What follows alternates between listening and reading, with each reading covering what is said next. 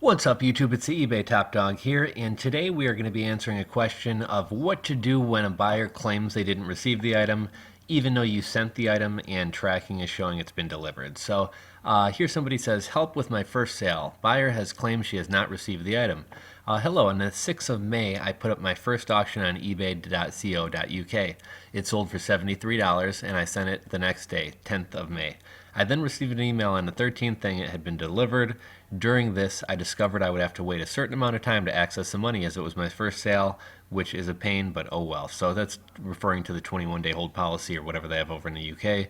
However, today, 23rd of May, I received an email from her through eBay saying she has not received the item and the pending money has disappeared from my PayPal account. Thanks for your help. So basically, this is kind of a common thing on eBay. I'm more familiar with eBay.com, eBay for the USA, so I can't speak 100% to the policies, but I imagine they should be pretty much the same across the board. When you sell an item on eBay, you're required, or you're not required, but you should get a tracking number. Don't just send it with a stamp, and don't do that cheap first class with no tracking. You need a tracking number. Buyers are always going to want a tracking number, and it sounds like you got a tracking number. I'm not familiar with how the postage works in the UK, but here in the US, we have something called delivery confirmation.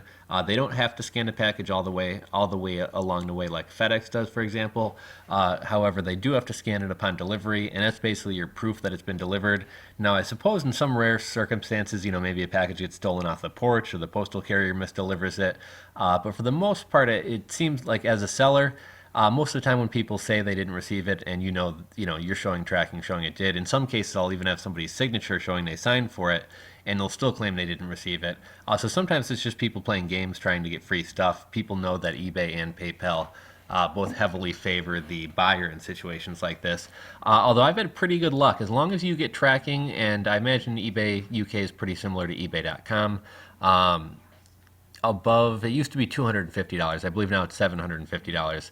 You're required to put a signature. Now, you always want to make sure you do this because if you don't put a signature and the buyer claims they didn't receive the item, even if tracking shows it was delivered, the buyer will get their money back because the signature is required. I know the threshold used to be $250. I believe now it's $750. You may want to look into that. But you should be covered here. eBay and PayPal both have buyer and seller protection. So you did everything that's required of you. You shipped the item in a timely fashion. It was received in a timely fashion. You have tracking proof showing it was received.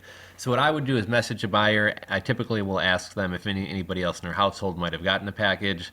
Sometimes it turns out, their wife or kids or somebody did. Other times they claim nobody did. But a lot of times on eBay, I'll hold my ground, and it's important to know eBay policy and in what situations you're going to win cases and situations, and in what situations you're going to lose. But in this case, you are totally in the right. I would explain to the buyer, I would say, look, I'm showing tracking was delivered. As far as I'm concerned, this was delivered.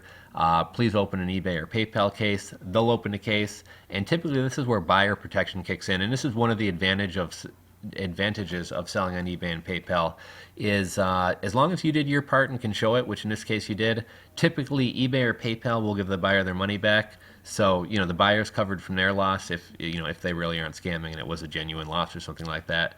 And for the case of you, the seller, you shouldn't be penalized because you did everything right on your part. And every single time I've been involved in a case like this, eBay and PayPal will basically side with me but pay the buyer the money as long as they don't have a history of making claims such as this.